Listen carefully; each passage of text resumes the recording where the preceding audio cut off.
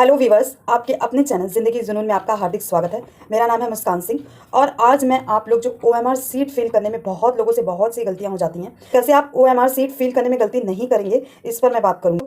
देखो, OMR seat fill करने में आप बहुत सी गलतियाँ कर देते हैं। सबसे पहली गलती, जो पहली बार एग्जाम दे रहे हैं या फिर हेजिटेशन में हो जाता है, तो आप इन्फॉर्मेशन फिल करने में गलती कर देते हैं। ठीक है, देखिए, जब आप एग्जाम हॉल में बैठे हैं, ठीक है, और अगर इन्फॉर्मेशन फिल करने टाइम आपको कोई भी चीज़ नहीं समझ में आ रही है, तो आप एक बार नहीं, दो बार नहीं, चार बार नहीं, 10 बार उस क्लासरूम में जो भी टीचर है उससे पूछिए, बिकॉज आपका इन्फॉर्मेशन सही राइट फील होना बहुत बहुत बहुत ज़रूरी है। अगर आपका इन्फॉर्मेशन राइट फील नहीं हुआ तो आगे आपकी कॉपी चेक नहीं होगी। अंदर आपने कितना भी बेस्ट दे रखा हो, लेकिन अगर आपका आगे इन्फॉर्मेशन ही राइट नहीं है तो कोई फायदा नहीं है, आपकी कॉपी आगे चेक होगी नहीं, कॉपी रिजेक्ट हो जाएगी। ठीक है, तो इस बात को बहुत केयरफुली देखना है कि इन्फॉर्मेशन फिल करने में गलती नहीं होनी चाहिए। स्पेशली आपका रोल नंबर फिल करने में गलती नहीं होनी चाहिए। रोल नंबर बिल्कुल बिल्कुल राइट फील होना चाहिए। ठीक है, तो आप OMR सीट पर जो अपना इन्फॉर्मेशन फिल करेंगे उसको बहुत ही केयरफुली होकर फील करिएगा। ठीक, बिल्कुल पैनिक नहीं होना, बिल्कुल आराम से। OMR सीट फिल करने में क्यों गलती होती है? क्योंकि हम प्रैक्टिस करके नहीं जाते। अब आपका टाइम कम है, तो अब आपको क्या करना है, 10-20 रुपए की OMR सीट की एक बुकलेट मिलती है, आप उस बुकलेट को ले आइए और घर पर अपना इन्फॉर्मेशन फिल करने की और गोले भरने की प्रैक्टिस आप बहुत अच्छे से करके जाएंगे। मतलब जितना ज़्यादा हो सके उतना मल्टीपल टाइम्स आप जो है OMR सीट फिल करने की प्रैक्टिस आप करके जाएंगे, क्योंकि बहुत से लोगों को बहुत सी गलतियाँ हो जाती है OMR सीट फिल करने में। मैं खुद जब एग्जाम देती थी तो मैं पर्सनली ये चीज़ें देखती थी, बहुत बहुत गलतियाँ लोग कर देते थे। तो इसलिए मैं बार बार बोलूँगी कि आपको OMR सीट पे प्रैक्टिस करके जाना है घर से। ठीक है, और देखो, मैं बार बार बोल रही हूँ कि रोल नंबर फिल करने में कोई भी गलती नहीं होनी चाहिए OMR सीट पर। ठीक हो गई यहाँ तक बात? आई थिंक यहाँ तक कोई दिक्कत समस्या परेशानी नहीं होगी। देखो, पहली बात तो हमने कर ली कि इन्फॉर्मेशन जो है आपको बिल्कुल राइट फिल करना है। अब दूसरी बात कर लेते हैं। दूसरा है, गोले फिल करने में बहुत गलतियां कर देते हैं, डबल डबल गोले भर देते हैं। तो डबल गोले आपको नहीं भरने हैं, ना ही उस पर व्हाइटनर वगैरह वगैरह जो बाद में लोग गलती करने के बाद करवाते हैं, तो वो सारी चीज़ें आपको नहीं करवानी है। क्योंकि अगर डबल गोले फिल हो गए या आपने कोई भी ओवर राइटिंग करी है गोले पे डबल डबल, तो वो क्वेश्चन आपके काउंट ही नहीं होते हैं, वो क्वेश्चन आपके चेक ही नहीं होते, उस क्वेश्चन पे आपको कोई भी नंबर नहीं मिलता। इस बात को ध्यान से सुन लीजिए। इसलिए गोले भरने में जो है कोई गलती मत करना, डबल डबल गोले मत भर देना, बिल्कुल केयरफुली होकर भरना। ठीक है, तीसरी मैंने बहुत देखा ये, कोई कोई ये सोचता है कि पूरे क्वेश्चन अटेम्प्ट कर ले, पूरे क्वेश्चन बुकलेट पे टिक कर लें, देन उसके बाद OMR सीट एक साथ फिल करना शुरू करें। तो मैं रिक्वेस्ट करूंगी कि ये इतनी भारी गलती, इतनी बड़ी गलती कभी भी मत करना एग्जाम हॉल में बैठ के, बिल्कुल मत करना। क्योंकि लास्ट में टाइम बहुत कम बच जाता है और उसके बाद फिर जल्दबाजी में, हड़बड़ी में OMR सीट सही से फिल नहीं हो पाता और गलत सा फिल हो जाते हैं। ये गलती आपको नहीं करनी है, एक साथ नहीं करना है, सब्जेक्टिव वाइज करनी है। देखो, लाइक सी, जैसे मैं अपनी बात करती हूँ कि मैं क्या करती थी। मैं लाइक जैसे CDP वाला सब्जेक्ट हो गया, 30 क्वेश्चन उसके आते हैं, हर CDP EVS हिंदी इंग्लिश सबके 30 क्वेश्चन आते हैं। तो CDP में पहले 30 क्वेश्चन जो है बुकलेट पे टिक कर लेती थी, एंड देन उसके बाद उस 30 को मैं साथ ही साथ तुरंत OMR सीट पे गोले फिल कर देती थी। तो आपको भी बिल्कुल ऐसे ही करना है, OMR सीट ऐसे ही फिल करना है। एक साथ फिल करने वाले लफड़े नहीं पालना, ये बहुत भारी गलती जो करते हैं वो मत करें। स्पेशली जो नए बच्चे हैं, जो नए स्टूडेंट हैं, जो पहली बार सीटेट का एग्जाम देने जा रहे हैं, वो इस वीडियो को बहुत ही केयरफुली देख सुन समझ लीजिएगा।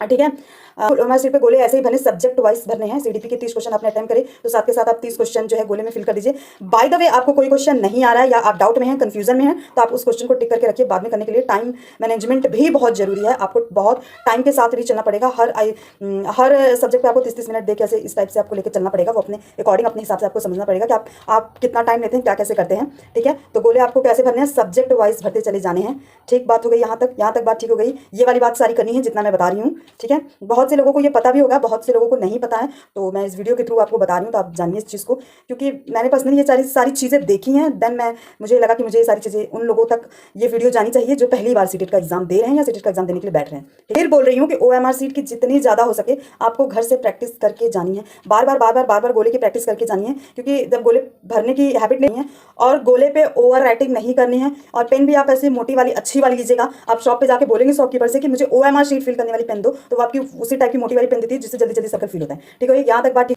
उसके बाद जो सबसे बड़ी गलती लोग करते हैं, लैंग्वेज सेलेक्ट करने में, ऑप्शनल लैंग्वेज।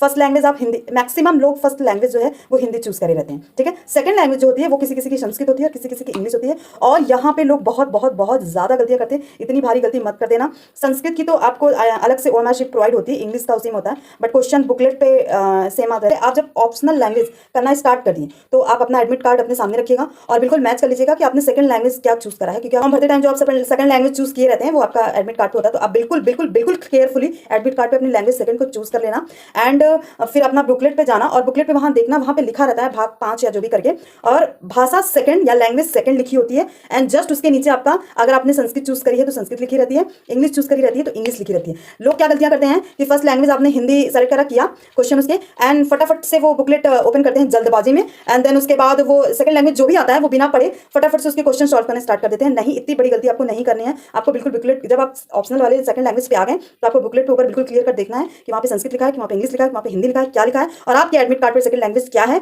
मैच करने के बाद ही आपको क्वेश्चन करना स्टार्ट करना है। ये बहुत ज़्यादा ये गलती होती है, बिल्कुल इसको भी माइंड में रखे रहना, अदरवाइज फिर वो 30 क्वेश्चन आपके बिल्कुल गलत हो जाने।